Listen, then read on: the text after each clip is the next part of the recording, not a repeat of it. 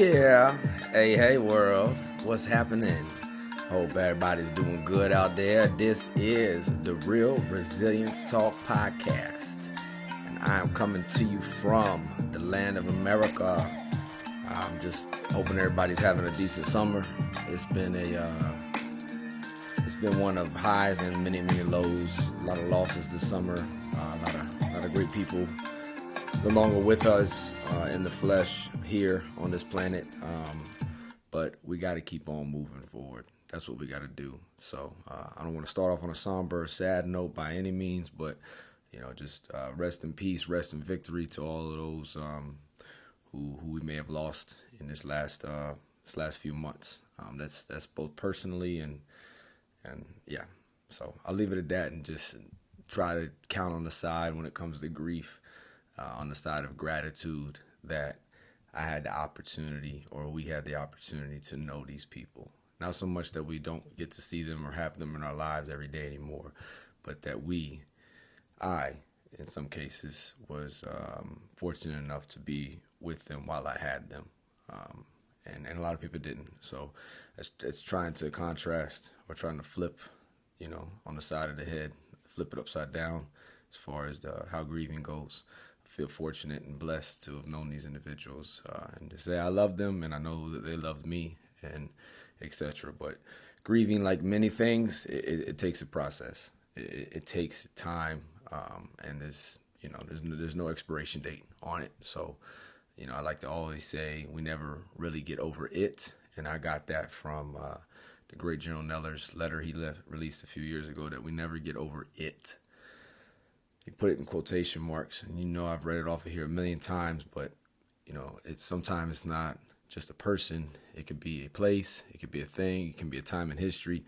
We never really fully get over it, but instead, and I'm paraphrasing as best I can to remember his quote, we must be able to carry on, to not be disabled by it, to be able to, in a sense, grow from it, and endure the rest of our lives as best we can without it bringing us down, right? So that's what we're going to talk about today. Like I always do, trying to talk about the theme, the through line is the subject of resilience. It is a word that is often thrown around, similar to like love, and there's some other words we just throw around a whole lot. But resilience, I know in the Oxford Dictionary or the Webster's or whatever, it's to have something go under a certain amount of duress or heat or whatever it is, and then it can expand and contract and it'll go back to its regular form, right?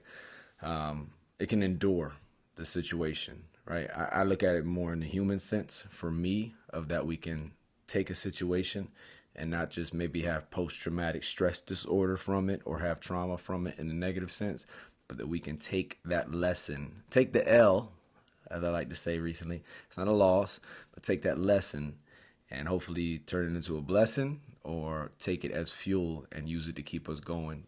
And maybe the only reason we even go through things is something that's given me a little bit of clarity, is that we have the knowledge, the experience of that circumstance, of that situation, to one day be able to help someone else get through something very similar. That is my belief. It is the only way I can make sense of certain things in life, hurting, and just trying to find a purpose or a meaning in the suffering. A great man who spoke to that very, very well, I'm actually rereading it again right now, is A Man's Search for Meaning by Dr. Viktor Frankl.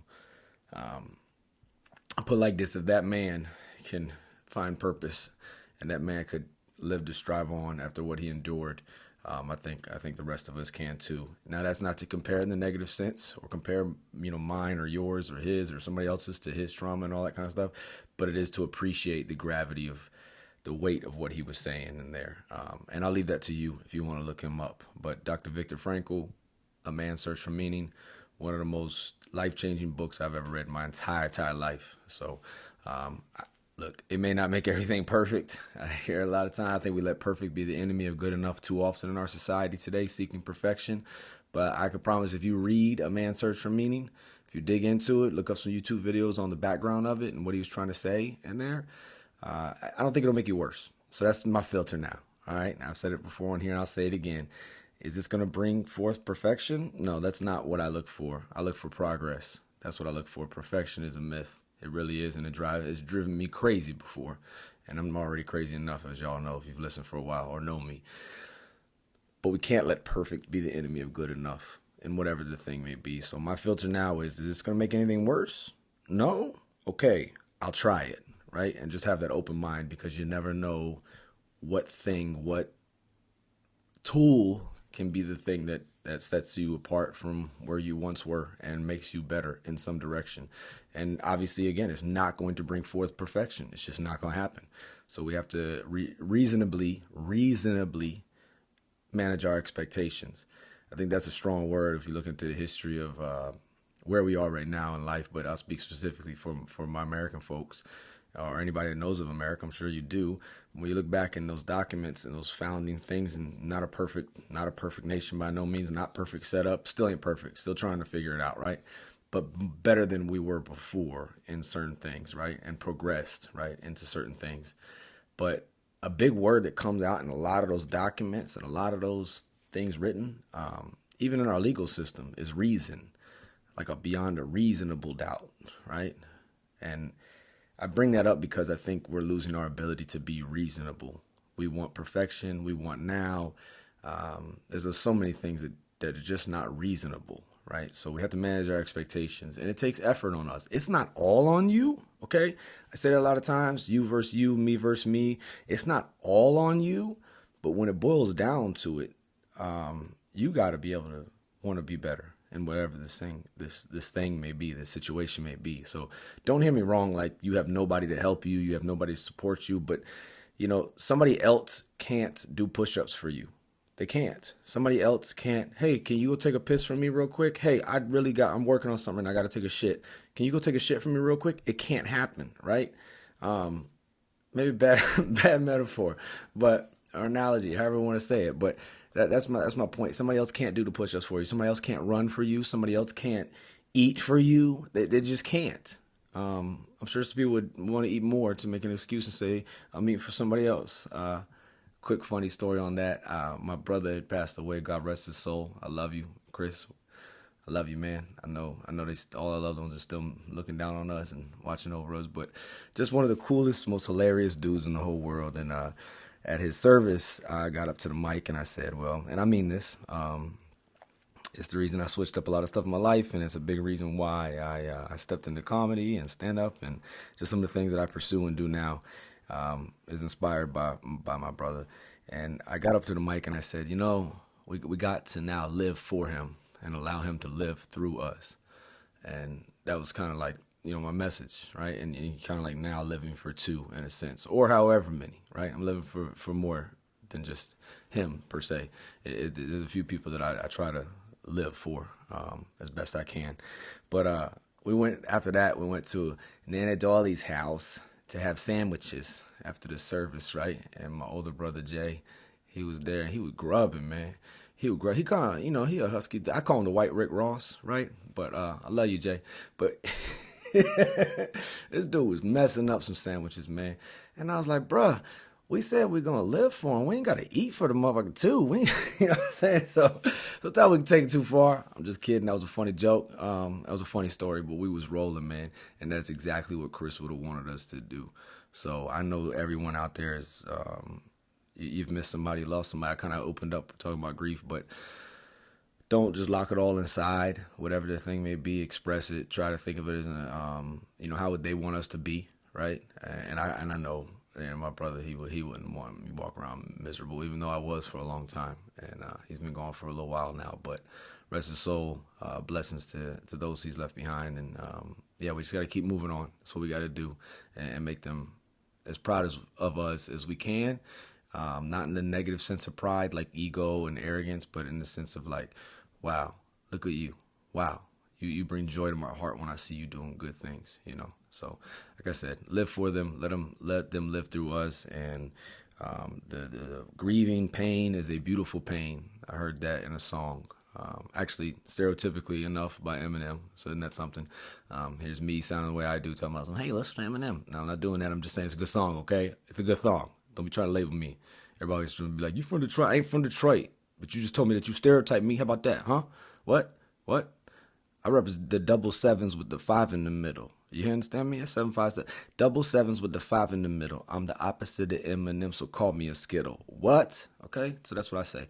Anyway, but on some real stuff, the song is called "Beautiful Pain," and it hit me when I heard that because when I was mourning and grieving, and still am, the loss of my brother, that song had come on, and I was in the middle of the YMCA, and I'm lifting, and I was like doing incline bench press, and I'm pressing up, and that song just came on like Pandora or something like that, one of the algorithm based, you get the random shuffle songs, and the hook really hit me, and the opening of the song. But the point being there is that the pain that we feel when we lose those we love, whether it's an animal or a significant other or a sibling or a friend or, God forbid, a child, a parent, whomever it is, those we love, that pain we feel, and if you know it, it's just that weight. It's just, you're grieving, you're mourning, right? And I feel a certain percentage of it too when maybe go on travel for work or deploy or go somewhere for a while and have to say I'll see you later to somebody you love, even though those persons are obviously still alive and you are too. It's kind of like our rational brain knows that, but then like our emotional side doesn't fully understand that, and you kind of go through a grieving process there. It's similar pain, just because the emotional side just doesn't know full well that this person isn't gone forever. You're just missing them, right? So anyway, long story short, beautiful pain, and it is a beautiful pain because you only feel that pain if you love people. You only feel that pain if you love people, all right? But we can't use that pain as an excuse to be a worse version of ourselves or as an excuse to hurt others, all right? And I bring that up because it'll go into some of the things I talk about on this episode here. Again, tangible tools, not just me trying to give you happy talk and all that, but actual tools that you can use. And I had the privilege this week to talk on the book Dopamine Nation by Dr. Lembke. I'm going to provide a whole lot of show notes. So if I mess something up or don't get full credit to what she was talking about in this book that I spoke on, you can look at the show notes and you can go find the link and you can go get your own interpretation of what she's saying. Or you could just go download the book, Audible or Amazon, whatever you want to do. But Dopamine Nation by Dr. Lembke, very good, very profound. But I also had the privilege to see and meet a very, very kind and humble and just good warrior in the Medal of Honor recipient, Sergeant Dakota Meyer. I got to meet that man and I watched him speak, and I'm going to go over some of the notes that he talked about. But one of the big ones he talked about was losing people and using, or why we shouldn't use them as an excuse to be a worse version of ourselves. So I'm going to get into that. I'm going to get into Dopamine Nation, and I'm just going to try to spread some tools. As I always say, if you ever want to be a guest on the show, please hit me up. Just reach out. I'm going to put my Instagram in the show notes too, because I always tell y'all, look up Coach Cam, and I'm pretty sure there's a million of those around. So, but I'll put the Instagram up there if you ever want to follow me. It's where I put all the show's links up to, and then I just try to consistently spread and provide good things, right? That's the goal of it. I look at social media or the internet just like any other tool in human history. If you mess around, it will use you, right? Because I learned that from Dr. Anna Lembke, and she contributed to the Social Dilemma documentary that's on Netflix, Social Dilemma. But the message there is, well, there's many messages in it, but, the internet and social media and all these things we forever have used a tool and had a hammer, or we had a saw or whatever it is. We use the tool and then we put the tool back on the shelf. Well, the hammer doesn't alert us all day long, nor does the screwdriver or any other tools that we use. The car doesn't alert us to be like, hey, come drive me right now. You want to. But modern times, modern era, a lot of these devices alert us, and the tool can use us. And one of the points somebody made in there was that on the documentary was, if you're not paying for the product, right? Like, I'm not paying for this to make this podcast, and I'm never going to make money off of it. I tell y'all that before. I don't believe in that. This is hard work. This is a gift of service, and I'm just trying to share the good word. But let's think internet. Let's think any of the things we use. Like, it's free. if you're not paying for the product, then you are the product. And I was like, wow, because that makes so much sense. And that's not, evil or demonic or anything like that. I don't feel like that, but I feel like we need to be mindful, and I'll get into that today based off the teachings of Dr. Lembke of how much this tool can use us, or are we using the tool, right? So I look at it like a weapon, right? You can use it to do some evil things in the world, or it can also defend freedom and defend you, defend your loved ones or protect you in certain circumstances, right?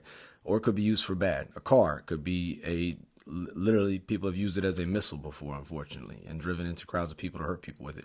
Or it could take you on a trip to go see your family, or to go explore, something out there that's good for you, right? So these things are tools, but where we are with internet and with social media and certain things, it kind of hits back, right? It can kind of alert you and give you that phantom feeling of, oh my God, my phone's going off. Or somebody said, I felt like I was going to have a panic attack because I lost my phone. I heard Oprah talk about this, and she was like, because you couldn't find your phone, or your phone rang or something like that. So it's a lot to that, and I want to unpack that today. And I will always say, listen to the actual person who taught the things, who speaks the things, because Dr. Anna Lembke, she's a Stanford professor, psychiatrist, an expert on addiction. So, and we hear the word addiction. I say words mean things, and language is strong, but automatically most of us think, heroin, cocaine, alcohol, hard substances, but there's also behaviors that are very addictive, and can potentially not bring the best version of ourselves forward. So that is a big ass intro. Let me also say that I speak on a lot of things here. Some people have probably maybe heard me speak in a professional setting. This podcast, this show has nothing to do with that. Okay? This is not an endorsement from those agencies or organizations. It's not a reflection of. I'm just speaking on my experience with things, me, Cam, an American using their First Amendment to express myself. I share this a lot of times on social media, but if some dumbasses can go out there on duty and wear a uniform and be strapped up with a weapon and have their name tapes and their rank insignia all over the internet and be doing TikTok fucking dances and they're not canceled yet, well, I'm going to sit here, my friends, and I'm going to express myself and express with others the subject of resilience and how can we be stronger to endure things and hopefully not get canceled. So it is what it is. All right. If you like it, cool. If you don't, you won't listen, and that's fine too. It's not for everybody. That's fine. That's called freedom. I don't want to force this on anybody, but I do want to say out front, this is a reflection of me and me alone, me using my First Amendment. Okay, and we got that clear. All right. Moving along. Let me go ahead and share with you guys. I want to first, because it's really, really good, and it's on my heart, and I got it in longhand written notes, but I got to see Sergeant Dakota Meyer talk the other day. And wow, what a intelligent, humble guy he is. And it was hard for me to keep notes at the same time because I didn't want to not be in the moment, but I wanted to remember the things he was saying. And I've told y'all before, one thing that's helped me a lot is journaling and writing things down.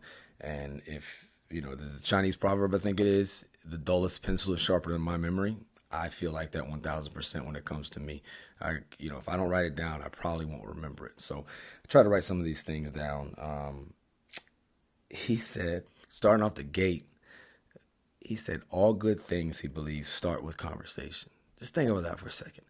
All good things start with conversation. That is so, that's it. It's so profound, and we need to get better at that. Especially when I was talking about our founding and all that kind of stuff, and our history and all that kind of stuff, we need to have dialogue and discourse. And maybe we disagree, but that doesn't mean I hate you or I want to see you not around no more or anything like that. We just can disagree, and that's fine. Like, we're not all supposed to see things the exact same way.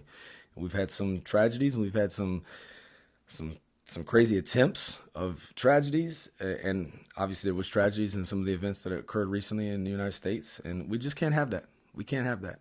Okay, we got to be able to have conversations, and all good things start with conversation. Shouldn't have to die because of something you say. It just shouldn't happen, all right? Another point he stressed was, who am I today, right? And I thought this was so humble of a gentleman to say this, who won the Medal of Honor, who could walk around and bang on their chest for the rest of their days and hold it over our heads for the rest of our lives and say, I won the Medal of Honor, I was awarded the Medal of Honor, you weren't. But no, He was very honest and candid to saying that that was something I did on that day. And he went on to explain about how hard it was being. He didn't whine about it, so I don't want to say he made it sound so hard, but he expressed the challenges and the struggles of being 23 years old and being awarded such an award. He was the first living Marine, right? The Marine that was alive and received the Medal of Honor since Vietnam. So he expressed the attention, the power of the influence that he had, some of the ways the media was just all over him. It's really rough, and he said I wasn't prepared for that. Like 23 years old, I didn't get no training for how to handle that, and he owned the mistakes that he had made in his past, and I just thought it was so brave and courageous, and we like to say the word vulnerable, right? To come forward and say, like, I wasn't ready for all of that. I wasn't, and he expressed that he got drinking a whole lot, and he even said he drank a lot of Crown, which tripped me out because shit, that was my go-to right there. I had more purple bags than the Minnesota Vikings practice squad. You feel what I'm saying? So that was something right there, and he asked us, what we doing serves essentially who we want to be, and then what being a warrior is. Whether it doesn't matter what branch of service, or if you're a firefighter or a police officer, or if you're a teacher, you're a warrior. You're making society better. You're strong, right? And without warriors, society doesn't survive. So this isn't only prescribed towards Marines or anybody of that background. It's to anybody who is in a community making a difference. I'm saying that. But is what we're doing, is how we drink serving like the Marine we want to be. Is it serving the Marine Corps? Is how we conduct ourselves? Is that serving, the greater good, essentially, and something that represents all of us, and whatever that thing may be. Like, we talk a lot of shit, right, about being this and about being that and being held up in this prestigious historical things. And I heard a mentor of mine say it so well the other day. The great Saw Major Ruiz said, like, our best days behind us, or are they in front of us? And that's something we got to be asking ourselves all the time, as individuals, as fathers, as husbands, as mothers, as wives, as children. Like, are our best days behind us, or are they in front of us, right? And that doesn't mean drop your pack or give up or anything like that, but sometimes we have to reassess and hit that pause. What are we doing that's working? What are we doing that's not working? And what can we do to change? And that's got to be constant, because you got to be consistent with these things. So to his point right there, like, what are we doing, and how is that serving us, right? And then, he didn't say this, but I'm saying this. A lot of Marines especially, but I'm sure many of others of backgrounds and stuff like that in our American history will Tun Tavern is where the Marine Corps was established, where the Marine Corps was birthed in 1775. And they're actually about to re-erect it and build a new version of it to recreate what was once there in Philly. That's where it came from. 10 November 1775, Tun Tavern, Philadelphia, Pennsylvania. So a lot of Marines will say, well, we were born in a bar. Well, I heard a great doctor I know, she said, I was born in a hospital too, but I don't hang out there all day. You know what I'm saying? So, like, we can't, this is different times. The pub held a whole different context than it does now. It really, if you look back, like, that was the pub, that was the meeting grounds, that was where, many of discourse and actual civil matters got worked out, was at the pub, along with everything else, right? It was the public house. It was where we could all congregate, and it wasn't church, right? So you could maybe perform and do things in a different way, and you didn't have to have the religious figure leading the whole ceremony or whatever it is. It's the public house. So look at the history on that. So, but to the point being is that we were born in a bar, born in a pub. That doesn't mean we got to hang out there for the rest of our lives. So I say this, and I heard Jordan Peterson talk about this. How do you know you have a drinking problem? People go, they have an image of what they feel like an alcoholic is, or this or that is. You have an idea in your head, but truth be told, and I'm gonna get into it when I talking about this Dopamine Nation, is we're kind of all on the spectrum. Some people are gonna die from their addictions and whatever they may be, but there might be mild, moderate, severe. Whole point being is, are you living out your best self? Are you being the BPV, the best possible version of yourself, like my friend Kevin O'Hara likes to speak on habitsv2.com, right? Are you being the best version of yourself? What are you doing today, right? What are you doing? Not what everybody else is doing, but what are you doing to make things better, to make your life better? And the point being there, he was saying, like, who am I today, right? And I heard Susie Orman say it one time, you are what you do today, right? So I look at that in two ways. One, for guilt and for shame. I'm not those things because I'm not doing those things right now. And talk is cheap, but action is everything. And also, if I happen to have some great successes or some great accomplishments, like winning the Medal of Honor, right? What he was saying was he's much older now, and he's a family man, he's a husband, and he's a firefighter, and he's just a different person, right? I am what I do today. Like, what am I doing today, right? And that doesn't mean to continue to, run the rat race and I'm not good enough. No, you need to reflect. You need to be content. You need to have some gratitude and all those kind of things. But to sit there and rest on your laurels, to rest on your accolades, you'll be no different than Uncle Rico from Napoleon Dynamite. That's pretty much it. If you don't know that, look that up. That's a pretty funny movie. But Uncle Rico is just like, I don't know, like 40-some years old, still talking about what he was doing in high school and how great he was. And he was living in his van, right? And milking food and mooching off of his grandma, right? There's a lot of people in our modern times doing that nowadays, right? And to the point, further expand on what I heard from the great Sergeant Dakota Meyer was our Marines today, this generation today, they want to matter, right? They're not they didn't join with a conflict at hand. So what he was saying, and I've seen this many times, is a lot of the older generation will speak about all the things they did in other places around the world. And there's one thing to reflect and to share your lessons learned, but it's another thing to bang your chest and tell old fishing stories. And he said essentially this: every time we tell them, they get more grander, more bigger, more whatever, right? And it's true. And I've been called out for it many times. I did not go to Iraq and Afghanistan a million times like many of my brothers and sisters did. I definitely served during that time, didn't avoid or try to get out of any fucking thing, but just where am I at, where they put me at, and that's where I'm going to serve. But I had enough taste of being over there in the sandbox to understand what he's saying. And I know a lot of people that have been there many more times than I have, and that is all they ever can do or be. And we can't let that define us, is what he was saying. And I don't mean that in any disrespect to anyone's service, but we can't let that define who we are forever. And I'm going to get into when he was talking to Jocko. I quote him all the time right there. All the time. The great Mustang, Jocko Willink, right? And Navy SEAL. And he said he was talking with Jocko, and Jocko said to him, "Are you a warrior?" And Sergeant Meyer, he said, "Yeah, I'm a warrior." He said, "No, you're not. You were an warrior. You were a warrior. Now you're just an alcoholic who's basically feels sorry for himself or uses things as an excuse." I'm paraphrasing, so don't quote me on that. But that was the exchange they had, basically. If you'd have saw Sergeant Dakota Meyer, you could look him up when he got the Medal of Honor. It looks totally different now. It was just, I was so proud of this guy. But that's the truth. That's the truth, and we need to hear that sometimes. And one thing he said was, do you want to be liked or trusted? You can't be both.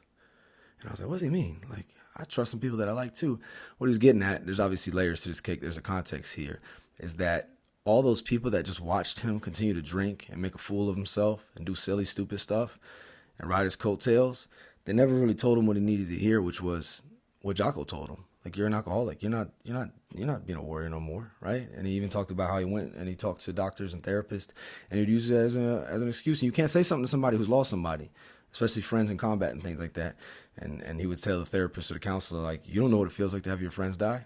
And he would say that and would be very combative and resistant towards any of the advice they were trying to tell him. Who are you going to tell me? Everything like that, right? And that's a big ego thing in our modern times.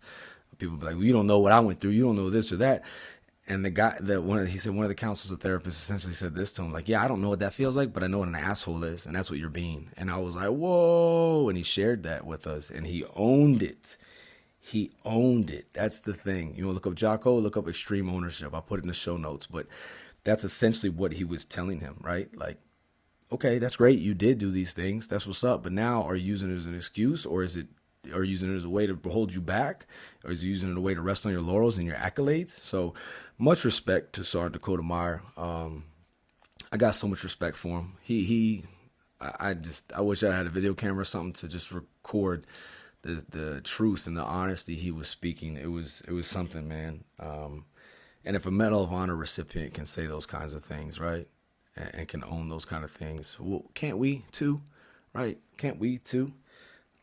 But he said you can't be liked and trusted at the same time. So a lot of those people, yeah, they liked him or whatever, but did they look out for him, and did he trust them? Because it took Jocko saying No, you're not. You're an alcoholic, and you're using things that have occurred as an excuse not to be better.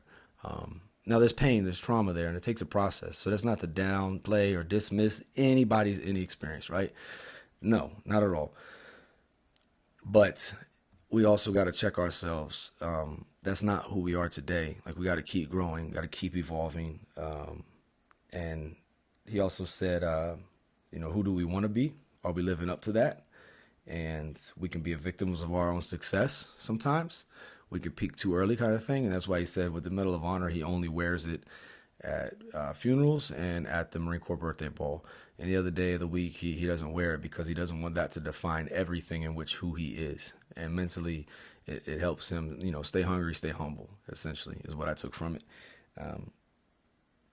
And is that going to be it? He kept saying that. Like, is that going to be it?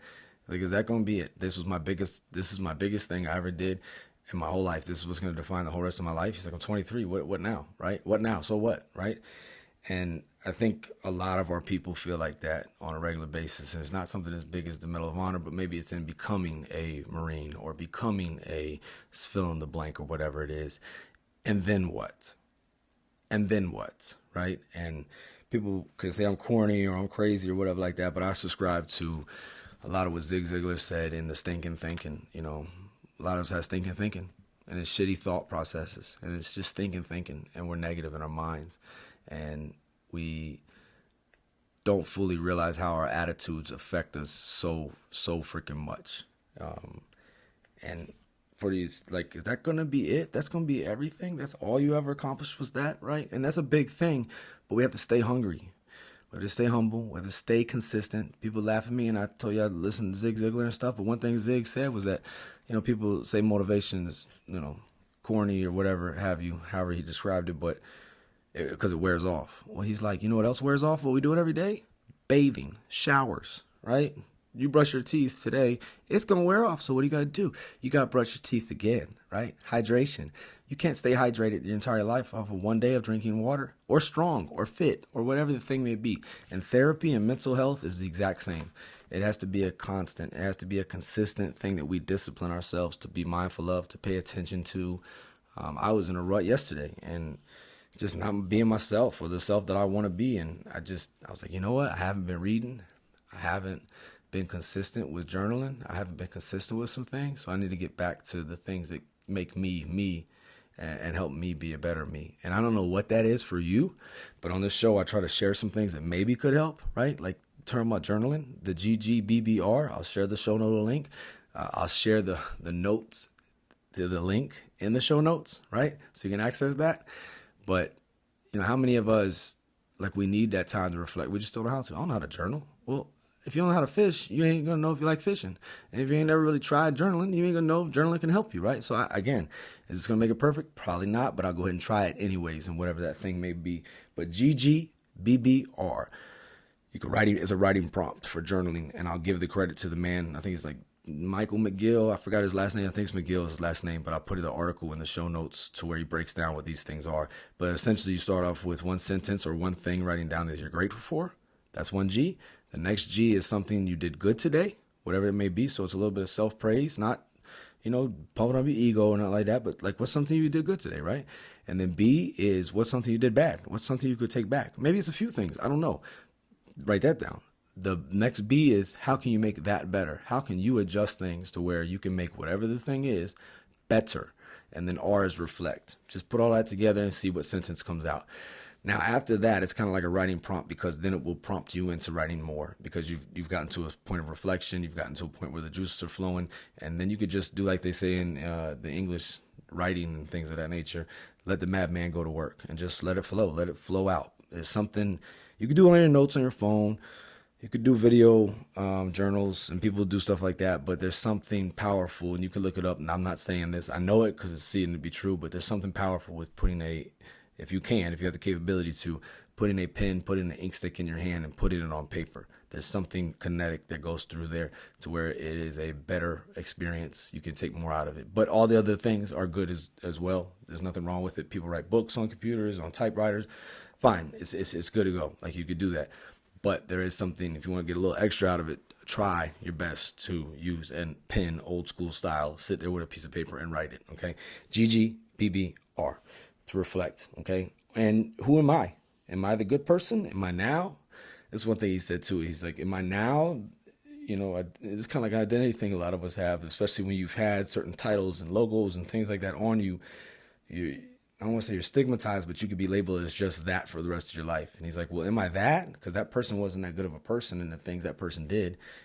Or am I this now, this good person? And it's like, you know, kind of like identity crisis, but at the same time, like sometimes what I was taking from it, I see something in there with like the imposter syndrome. For me, I feel like that sometimes.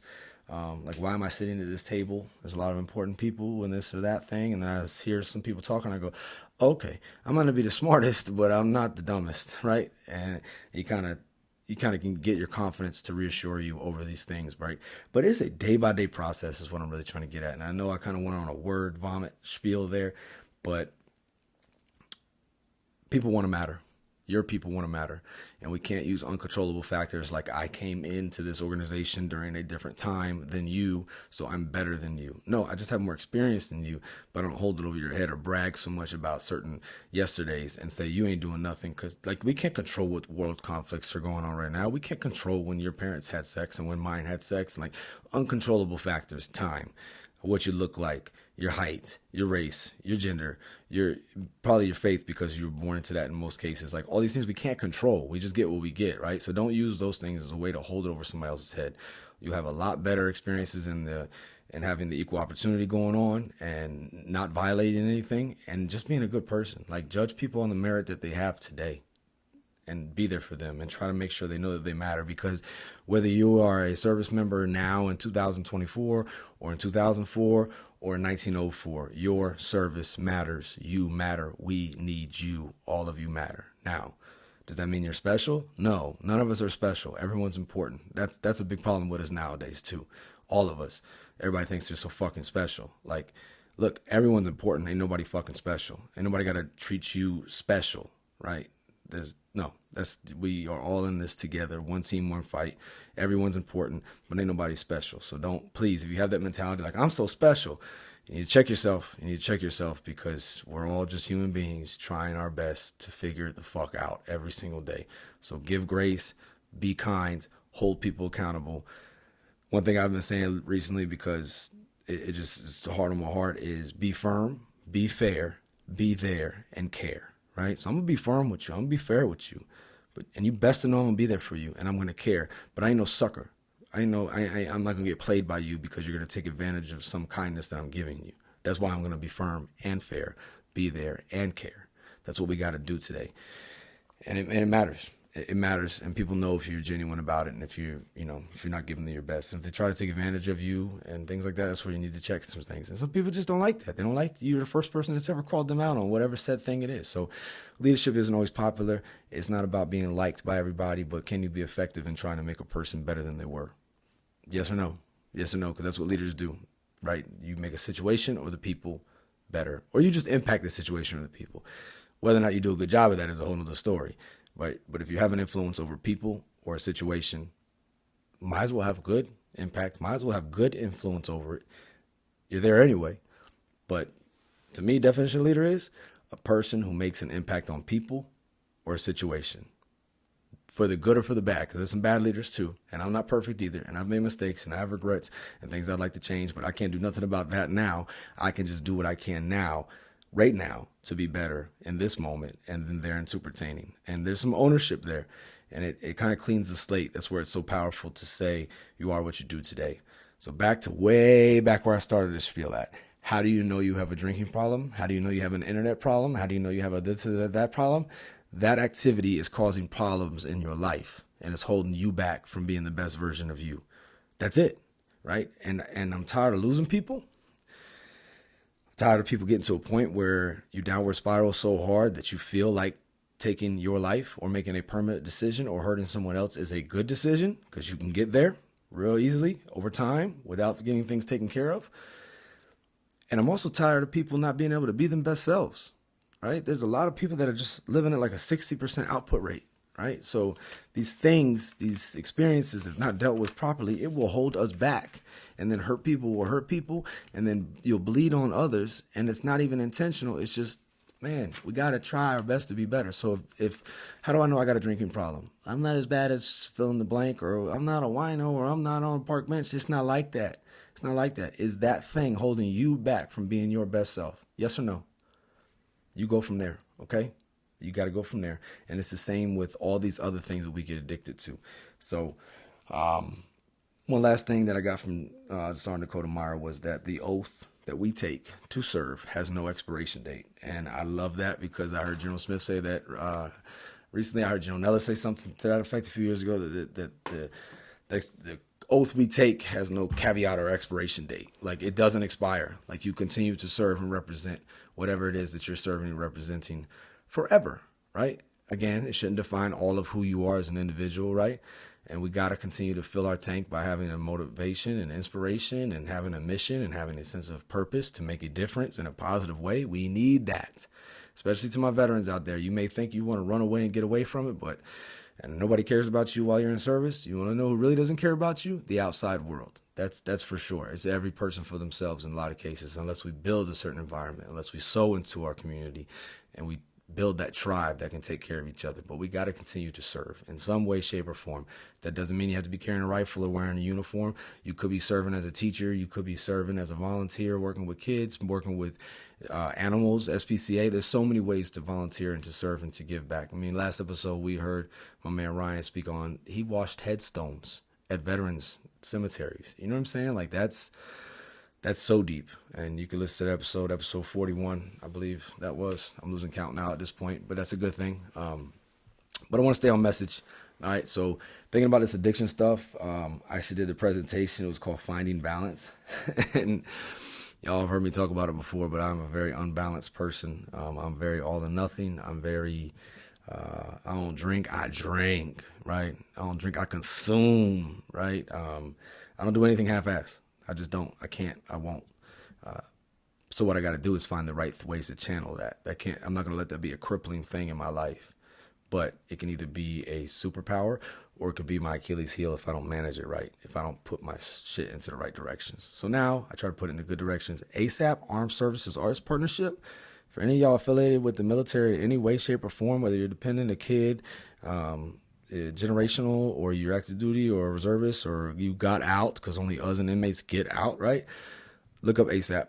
Look up ASAP. I'm telling you, there's some great opportunities for some free art workshops and things and ways to get better. I'm in there right now doing a stand-up course. Just some amazing, really, really talented people, but really good, humble people wanting to be good at this craft that we love so much. I feel like it's the most rawest art form there is, stand-up there is.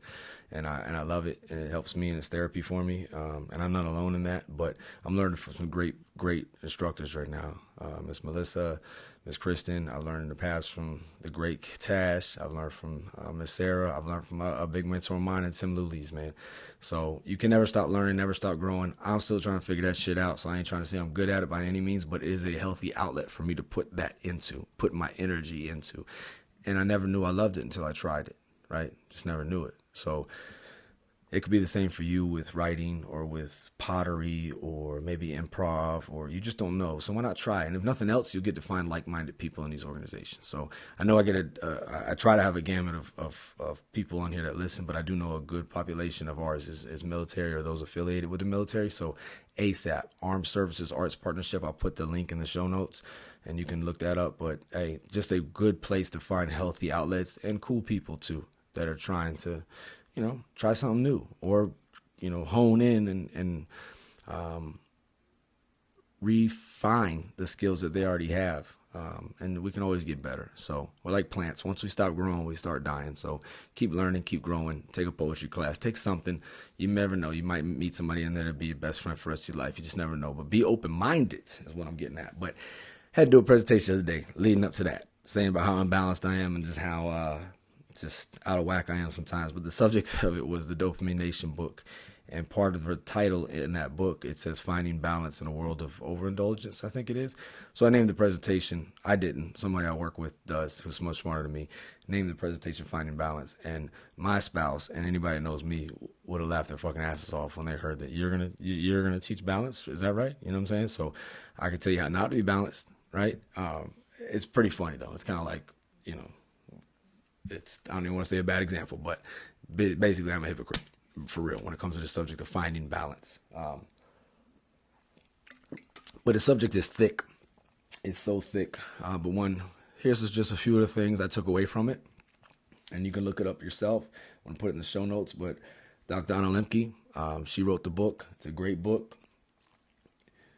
Believe me, it's a good book.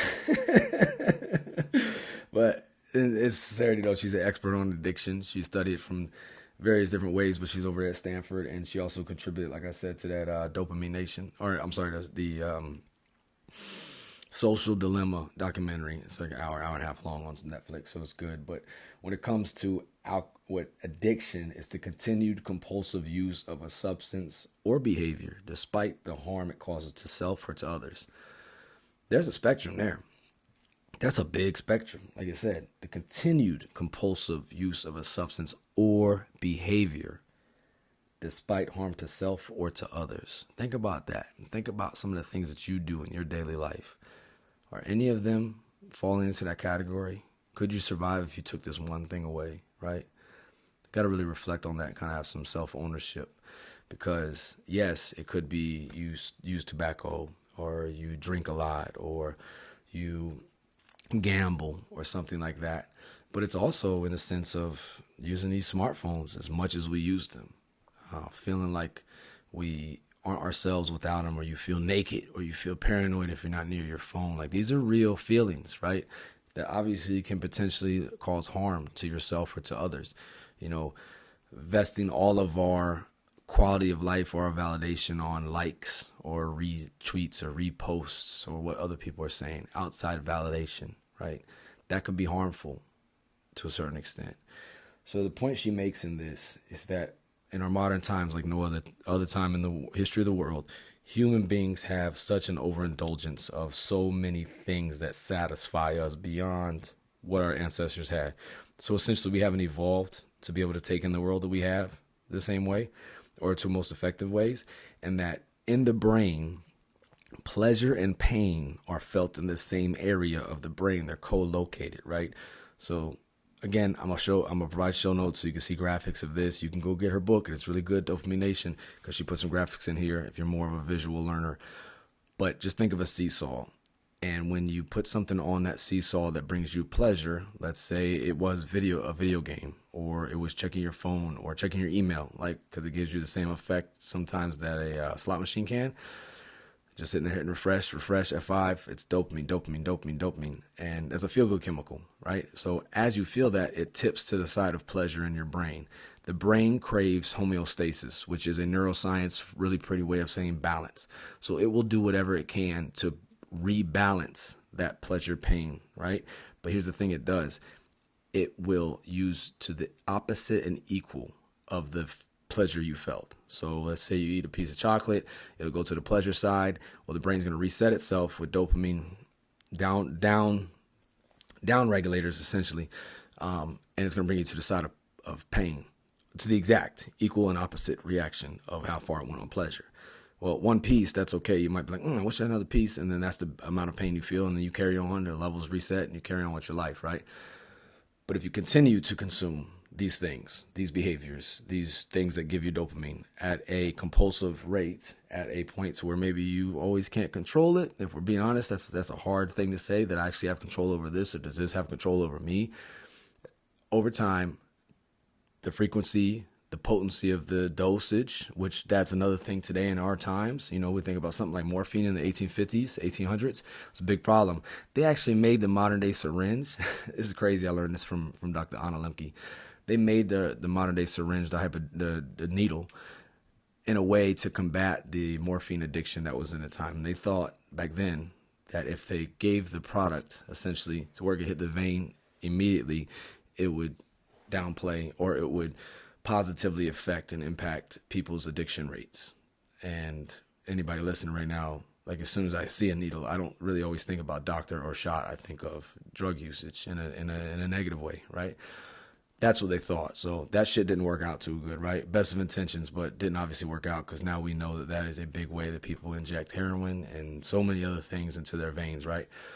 So the potency is what I'm getting at with bringing that up, but also that she compares our modern day smartphones and our modern day computers and devices that we have with us all the time in the same respect as the hypodermic needle, right? The syringe, is that we can have immediate access to these things directly to our veins. So many things. You fill in the blank on what the thing is, from porn to entertainment to social media to gambling to stocks to check your email, check your text message, etc., etc., etc., sexting, texting, all these things, TikToking, keep going, Instagramming, keep going.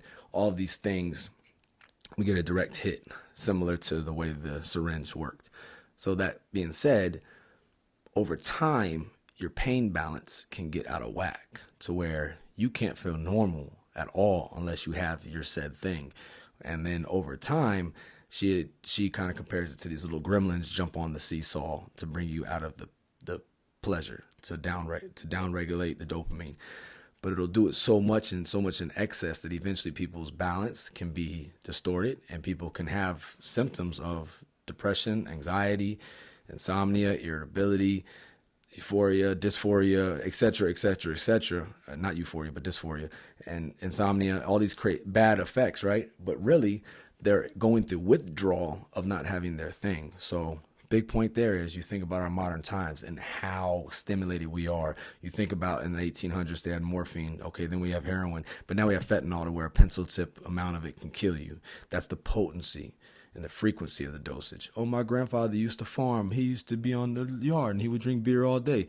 Your grandfather wasn't drinking Bud Light Platinum or 80 proof, just liquor all day either, right? It's a difference. The potency is so much stronger now. And we're not that far behind. Like we're pretty much the same evolved creature that we were then as now, as far as our brains and things. So there is nothing new under the sun. That is for sure. I definitely believe that, right? And I'm not a doom and gloom guy. But we can't compare the hard things of then to the hard things of now, because as far as like the drugs and substances, because everything is so much more potent now. Even the behaviors are more potent now. So there's nothing new under the sun, but some shit's gotten a whole lot stronger in certain ways, right? So it's just something we have to be aware of. Now, does that mean doom and gloom? I look at Aziz Ansari. I love him as a stand-up comedian, hilarious guy. But I've probably said it on the TV before, but people are like, oh man, shit's really hit the fan, right? And he's like, yeah, but if you look at the fan of American history or world history, there's never really been a shitless fan. Never been one, right? So, I say that to give us hope that this too shall pass. We've made it through many other hard times or whatever. But she made this book, she made these teachings, not to say that all these things are horrible and don't do them at all, but to look at our usage and to think, when we say that so many people are depressed or anxious or, have mental illnesses in our world today, yes, they probably do. And yes, we're probably still more aware of things now, so we're able to cue in on certain things. And that's a good thing. So our numbers are going to go up in that regard. But also, are all these people depressed and anxious because of a mental health disorder, or is it self-inflicted because they're actually going through withdrawal?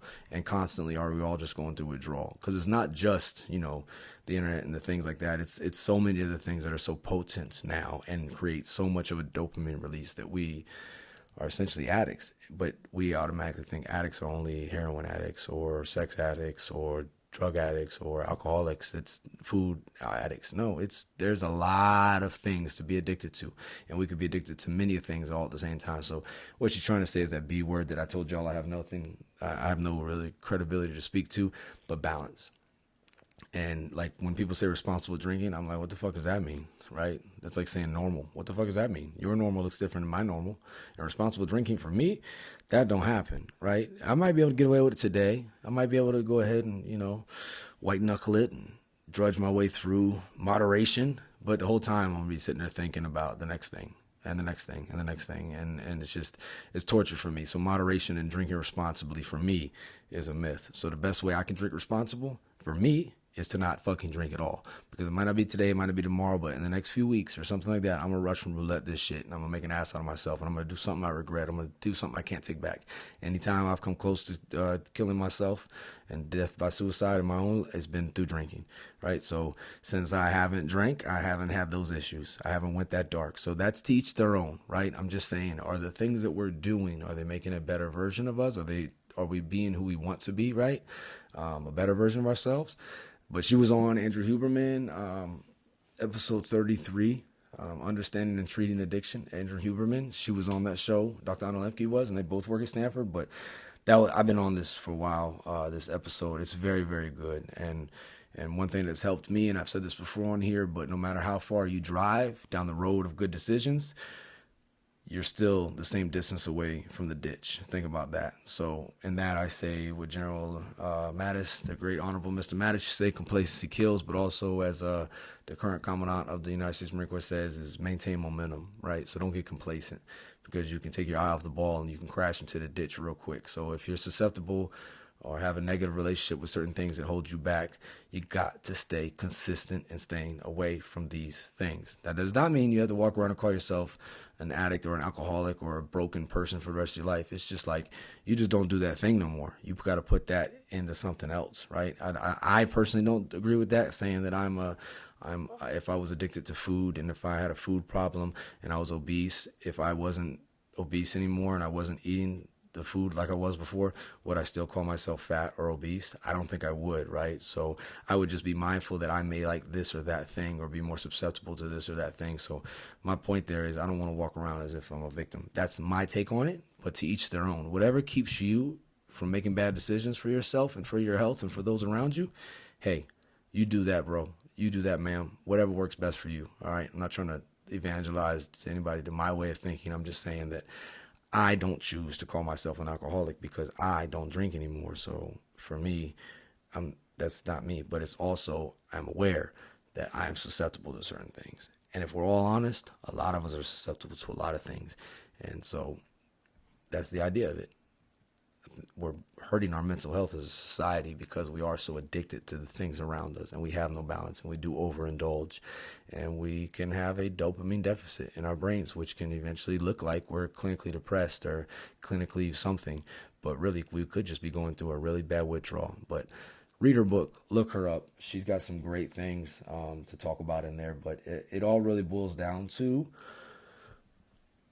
knowing ourselves and seeking self-improvement, and then knowing our people and trying to put them in the best positions for their own success. So I would say anybody that has kids, friends, spouses, significant others, you're a leader at work, you're a leader in any regard, you have the potential to have influence over people. I think this would be a good book to read, to be aware of where we are today. Now, again, that does not mean throwing the baby out with the bathwater and all these things are horrible. I wouldn't even be up here recording something if it wasn't for social media, if it wasn't for our modern technology. Nobody would even know about this show I do because I have to share it, and most of the, advertising for it for me goes on social media. So I'm not one to throw it all out, but is that a tool you're using, or is that tool using you? I think we can all do a hard self-reflection on that. If you need to learn how to write that out, you could use the journaling technique, GGBBR, something grateful, something you did good today, something you did bad today, how you can make that better, and then just reflect. Because there's something powerful there. There's something powerful in expressing ourselves and in putting things on paper. And I know he's not a perfect person, but I'll go ahead and read off what I got sitting right in front of me right now, is that you don't set out to build a wall.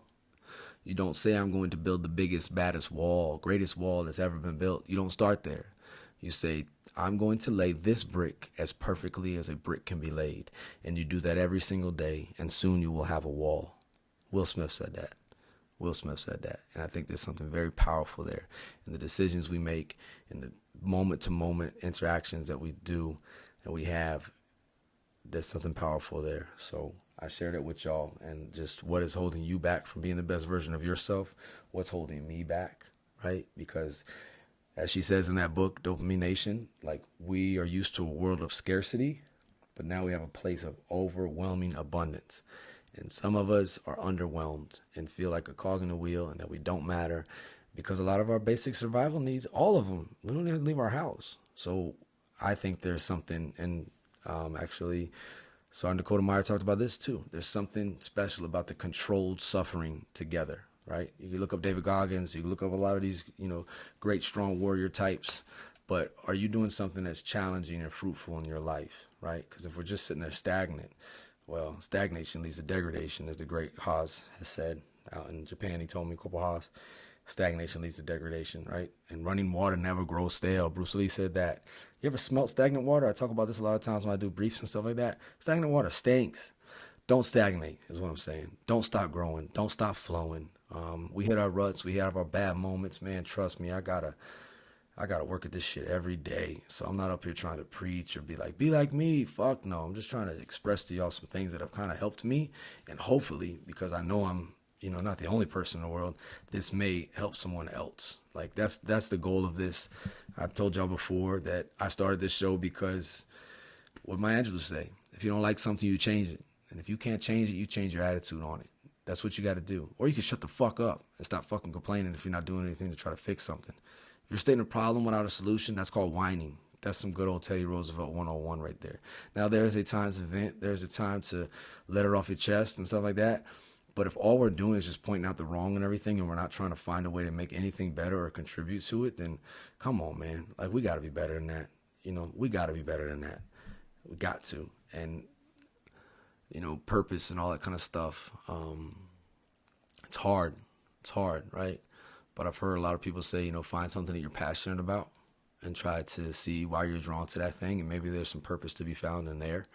But there's also, we want everything to be fixed. And we think like, I don't know, some sweeping election or some sweeping policy or some sweeping MAR admin or NAV admin or something is going to come down and just fix everything, dude. It's not, man. What's in front of you? What's around you right now? What's the mess that's around you? Because if we're honest, there's a lot of messes around all of us. Like, how can we be of help to that particular situation? Maybe that's our purpose. Maybe we could find something in that'll lead us to something else. I don't know. I just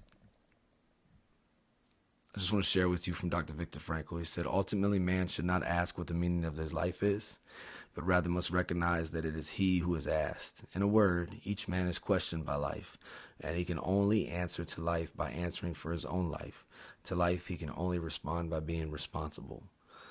It's deep. I'm telling y'all, read A Man's Search for Meaning. It took me a few times to read it to kind of get some of these things that were heavy, right? I think we have free will. I really do. But I think certain things are just set before us how they are. I don't even try to compare myself to the universe as trying to understand it all, understand God, and understand any of that. I can't. I feel like it's me talking to my little turtles or to my dog. Like, we're on a different wavelength, right? Like, we understand a lot of things about each other. We have a relationship, a companion, and an animal and stuff like that. But they can never really understand the complexity, the multitude of our days. All right, I don't know. They're just not on that wavelength. They don't have the capacity to. So I feel like that when it comes to like the universe and like God, and I'm just gonna try to have faith and try to do the best I can with where I'm at, with who I got around me, because I can't make sense of it all. I really can't. But I don't think I'm meant to. I don't. So, but you can make choices, and choices have impacts. And you can lay bricks, and those bricks add up, right? And as I've heard Jocko say, and I've quoted many times, Rome wasn't built overnight. We've all heard that our whole lives. Everybody always throws in your face, Rome wasn't built overnight. You're right. It's right. We all know that. But you know what? Rome also didn't fall apart overnight either. It was a brick by brick build up, and it was a brick by brick decay. So I ask you, my friend, and me, my friend, today, what are we doing to make things better? Make ourselves better. Make those we love better.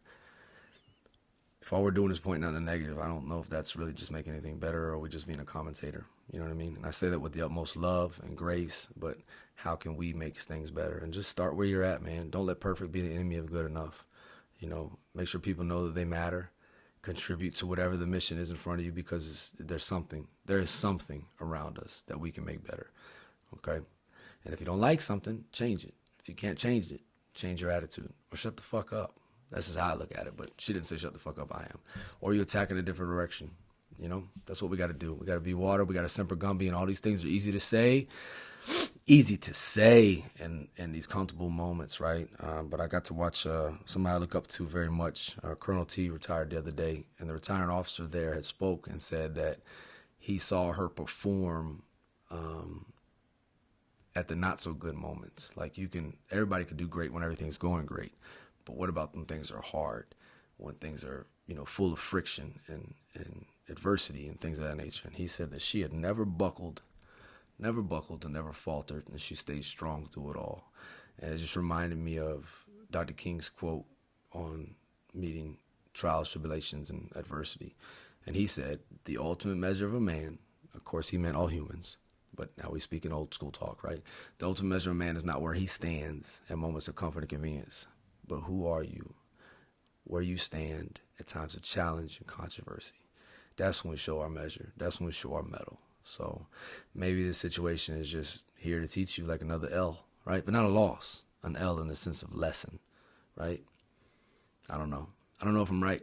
Some people can say I'm full of shit, but you know what? Looking at it like this and choosing to have this kind of mindset and trying to find the positive in things and where can I be of help and not of hurt, it may not be the right, perfect way. I own that, but it damn sure feels a lot better. And I don't like feeling like shit. I feel like shit enough days just for other reasons. So, is the things as messed up as you think it is or as you're making it out to be, or is it like some cranberry zombies? Is it in your head? In your head, zombie, zombie. You know what I mean? There's a lot to that. I know that song has a different meaning, has a really big meaning, especially for the Irish folks and the history of that song and what she was speaking to. But how many of us are zombies, bro? How many of us are zombies walking around this earth, right? Like, we're alive, we're moving around, but we're living to our fullest, right? Because you ain't got to be dead to be dead. There's a lot of zombies walking around. You're walking around, but you're not really living. You know what I'm saying? Make a better life. Make better choices. Don't bleed on others. Don't be a hurt person that hurts people. Live your best life. Don't just have a 50% output, right? Because like them zombies, and a lot of times we overthink things, and we suffer more in imagination than in reality. We got those zombies in our head just eating at us, right? Putting shit in our head, making us overthink things. Nah, man, we got to be better. If not for us, can we do it for those that are around us? Maybe make our time with them more enjoyable, okay? And it's not perfect. We're not seeking perfection, but is this approach going to make anything worse? I don't think so. You got to get rid of this stinking thinking and the negative outlook on things. Nobody wins with that. It doesn't feel good.